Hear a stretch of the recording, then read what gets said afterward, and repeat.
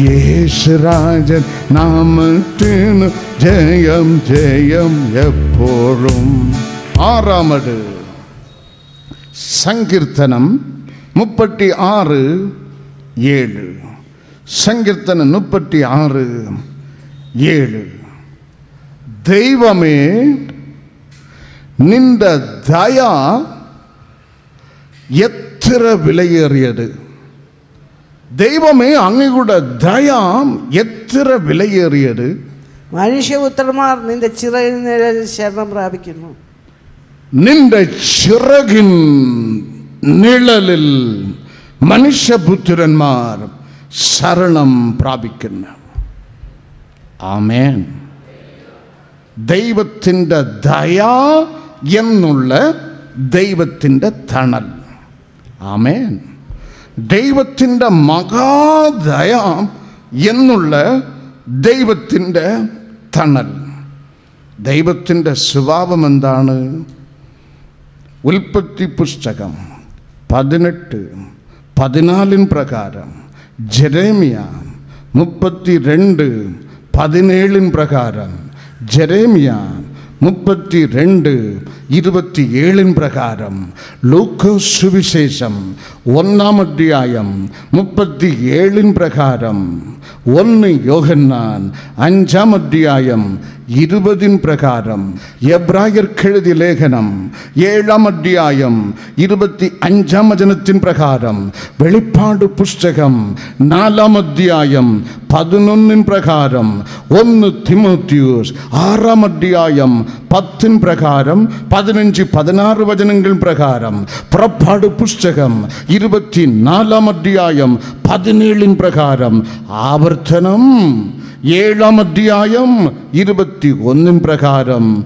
ദൈവം സർവശക്തൻ, ദൈവം സർവവ്യാപി, ദൈവം സർവജ്ഞാനി, ദൈവം സദാ ജീവിച്ചിരിക്കുന്നവൻ, ദൈവം ധന്യനായ ഏകാധിപതി. ദൈവത്തെ ആരും ഒരു നാളും കണ്ടിട്ടില്ല, കാണാൻ കഴിയുകയില്ല. ദൈവം സീനായ് പർവ്വതത്തിൻ കൊടുമുടിയിൽ മനുഷ്യർ കാണുകെ കത്തിയ അഗ്നി. അവസാനം ബൈബിൾ നമ്മെ പഠിപ്പിക്കുന്ന മോശയുടെ വാക്ക് ആവർത്തനം 7:21 നമ്മെ പഠിപ്പിക്കുന്ന ദൈവം ഭയങ്കരൻ. ആ ഭയങ്കരൻ അരുളി ചെയ്യുന്ന ഞാൻ ദൈവമാണ് മോശേ. സങ്കീർത്തനം 50:21 ഞാൻ മനുഷ്യനല്ല, ഞാൻ ദൈവമാണ്. ആമേൻ, ഹല്ലേലൂയ. ആകയാൽ പുറപ്പാട് 19:12, പുറപ്പാട് 19:23 ഇന്ന് ഞാൻ പാർക്കുന്ന സീനായ് പർവ്വതത്തെ ചുറ്റും അതിർ വരയ്ക്കുക. ഈ അതിർ കടക്കുന്ന ഏത് മനുഷ്യനും മരിച്ചു വീഴും. അതാണ് ദൈവത്തിൻ്റെ പവർ, ദൈവത്തിൻ്റെ നേച്ചർ.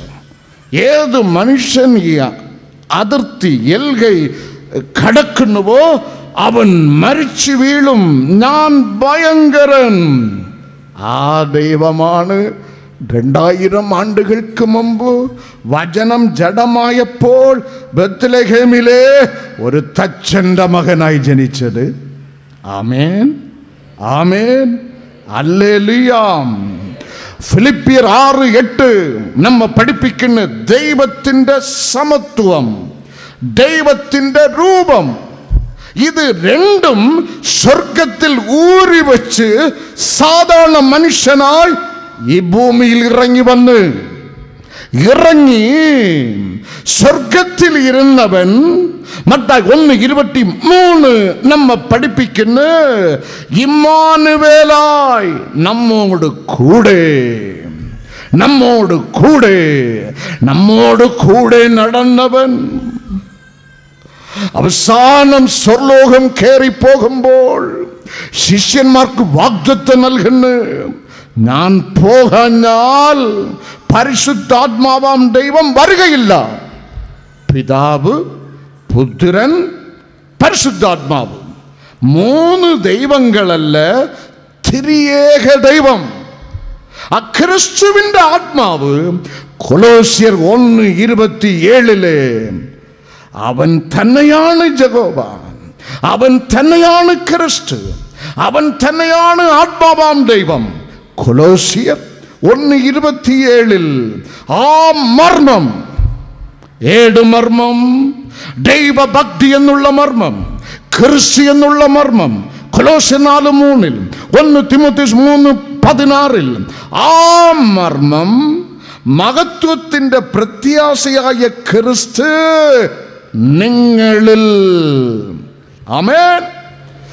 ഞാൻ പാർക്കുന്ന പർവ്വതത്തിന്റെ അതിർത്തി തൊടുന്നവൻ ചാകും എന്ന് പ്രസ്താവിച്ചവൻ ഇന്ന് താണിറങ്ങി വന്ന് നമ്മുടെ ഉള്ളിൽ.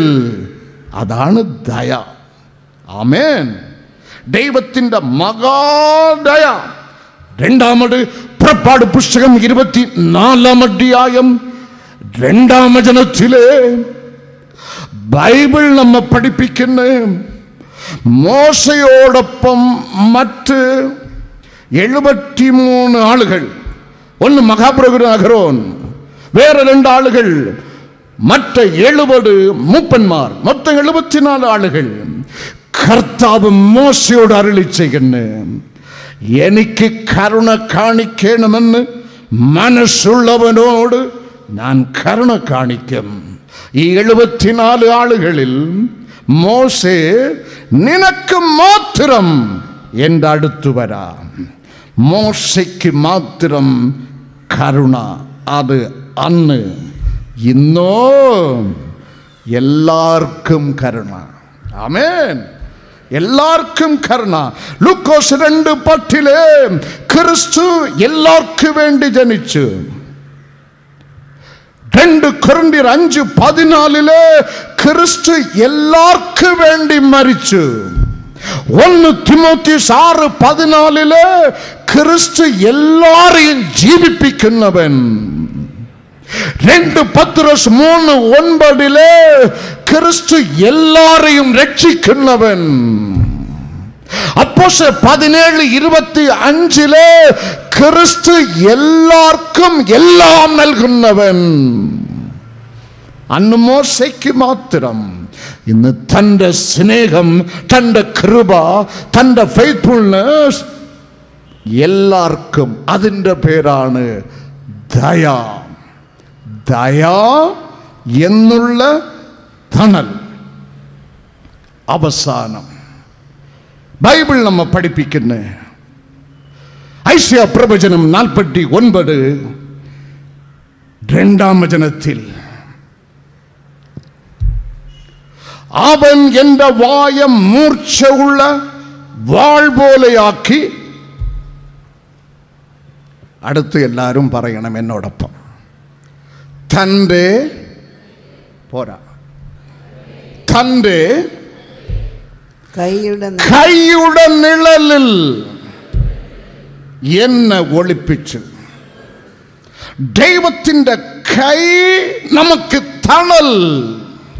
ആമേൻ. ദൈവത്തിൻ്റെ ദയ നമുക്ക് തണലായിരുന്നത് പോൽ ഇവിടെ രേഖപ്പെടുത്തപ്പെട്ടിരിക്കുന്ന മഹാപരിശുദ്ധ ദൈവത്തിൻ്റെ കൈ നമുക്ക് തണലാണ്. തണലാണ്. ലൂക്കോസ് സുവിശേഷം 22:51, യോഹന്നാൻ സുവിശേഷം 18:10 വേദപുസ്തകം നമ്മെ പഠിപ്പിക്കുന്നു. പത്രോസ് കയ്യിലുള്ള ഉറവാൾ തൻ്റെ കയ്യിലെടുത്ത് കർത്താവിനെ അറസ്റ്റ് ചെയ്യുവാൻ വന്ന ടീമിൽപ്പെട്ട മഹാപുരോഹിതന്റെ ദാസൻ മൽക്കോസിന്റെ വലത് ചെവിയെ അറുത്തപ്പോൾ യേശു തൻ്റെ കരം നീട്ടി അറ്റുപോയ ചെവിയെ സൗഖ്യമാക്കി. ആമേൻ. കർത്താവിൻ്റെ കൈ. അറ്റുപോയ ശത്രുവിൻ്റെ ചെവിയെ തമ്പുരാൻ തൻ്റെ കരം കൊണ്ട് തൊട്ട് സൗഖ്യമാക്കി. ഇന്ന് ആ യേശു ഇവിടെ ഉണ്ട്. നിന്റെ സ്നേഹബന്ധം അറ്റുപോയി വന്നിരിക്കുന്നുവോ?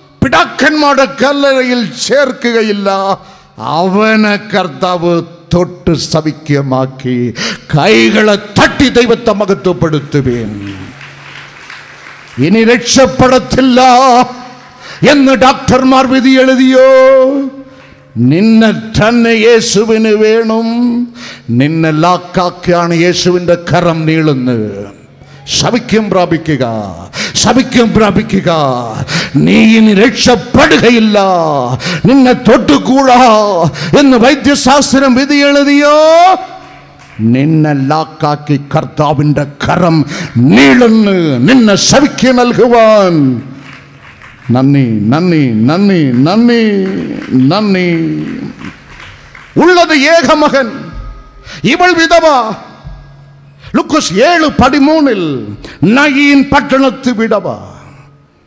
ഉണ്ടായിരുന്ന ഏക ആശ്രയം മകനും മരിച്ചു. മഞ്ചത്തിൽ വെച്ച് കണ്ണുനീരോട് പോകുമ്പോൾ തമ്പുരാൻ, എന്നിൽ വിശ്വസിക്കുന്നവൻ മരിച്ചാലും ജീവിക്കും, അവൻ ജീവന്റെ ഉടമസ്ഥൻ.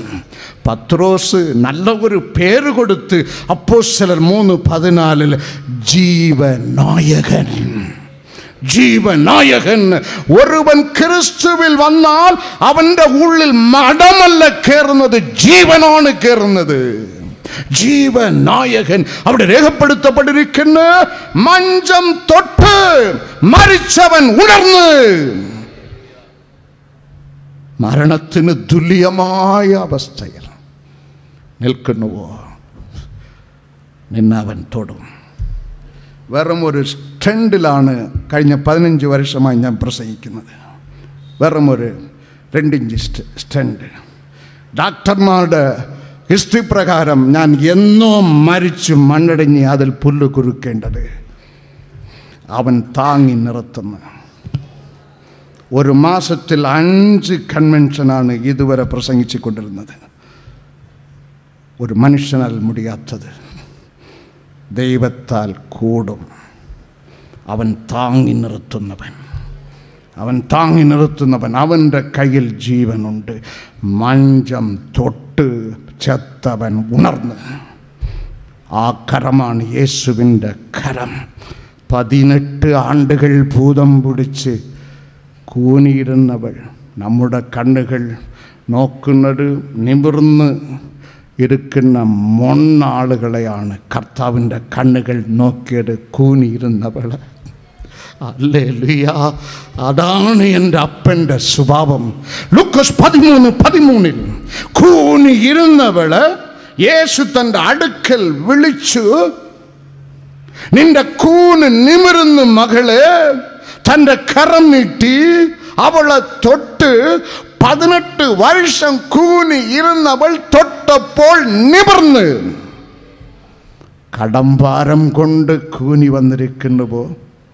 മക്കളുടെ വിവാഹം തടസ്സപ്പെട്ട് എന്ന് കൂനി വന്നിരിക്കുന്നുവോ? സ്വന്തമായി ഒരു വീടില്ല എന്ന് കൂനി വന്നിരിക്കുന്നുവോ? മറ്റാളുകളെപ്പോലെ എനിക്ക് സൗന്ദര്യമില്ല എന്ന് നീ കൂനി വന്നിരിക്കുന്നുവോ? യേശുവിൻ്റെ കണ്ണുകൾ നിന്നെ ദർശിക്കുന്ന രീതിയിൽ അവൻ്റെ മുമ്പിൽ നീ കരയുക. അവൻ കണ്ടാൽ തൻ്റെ കരം നീട്ടും, നിന്റെ കൂനിന് അവൻ തൊടും. നീ അപ്പോൾ തന്നെ നിവർന്ന് പ്രകാശിക്കും. അതാണ് അവൻ്റെ കൈ. അവൻ്റെ കൈ ഐശയ്യാ പ്രവാചകൻ എഴുതുന്നു, നമുക്ക് തണൽ, നമുക്ക് തണൽ. എപ്പോൾ ഇത് തണലായി മാറും? നമ്മുടെ സ്വന്തം ഭക്തിയാൽ ഇത് മാറുകയേയില്ല, മാറുകയേയില്ല. മോശയ്ക്ക് ഒരു ആഗ്രഹം, പിതാവിനോട് ഡയറക്റ്റായി ചോദിച്ച്, അങ്ങയുടെ തേജസ് എനിക്ക് കാണിച്ചു തരണമേ. പുറപ്പാട് 33:18. മോശേ, കാണിച്ചു തരാം, പക്ഷെ അത് കാണാൻ നീ ഇരിക്കത്തില്ല. കാരണം ബൈബിൾ നമ്മ പഠിപ്പിക്കുന്നു 1 തിമോത്തിയോസ് 6 ദൈവത്തെ ഒരു മനുഷ്യൻ കണ്ടിട്ടില്ല, കാണാൻ കഴിയുകയില്ല. കണ്ടവൻ ചാകും, ജീവനോടിരിക്കുകയില്ല. ഒരു സൊല്യൂഷൻ പിതാവാം ദൈവം മോശയ്ക്ക് പറഞ്ഞു കൊടുത്തു. എൻ്റെ അടുത്തൊരു സ്ഥലമുണ്ട്, ആ പാറയുടെ പിളർപ്പിൽ ഞാൻ നിന്നെ കൊണ്ട് നിർത്തും. നിനക്ക് ദോഷം വരാതെ എൻ്റെ കൈയാൽ നിന്നെ ഞാൻ മറയ്ക്കും. ഞാൻ കടന്നു പോകും, കേസസ് നിനക്ക് കിട്ടത്തില്ല, എൻ്റെ പുറം ഭാഗം നീ കാണും. അവൻ കണ്ട്, യഹോവയെ കണ്ട്, എങ്ങനെ കർത്താവിൻ്റെ കരത്തിൻ്റെ തണൽ അവനെ മൂടി മറച്ചു. കർത്താവിൻ്റെ കരത്തിൻ്റെ തണൽ എങ്ങനെ മൂടി മറച്ചു? പാറയുടെ പിളർപ്പിൽ അഭയം പ്രാപിച്ചത് കൊണ്ട് മാത്രം. നമുക്കൊരു പാറ ഉണ്ട്. Ministry of Jesus, prayer gardens, post box number 20, hospital junction, Neyyattinkara 695121, Thiruvananthapuram. Phone number 0471 222 0100.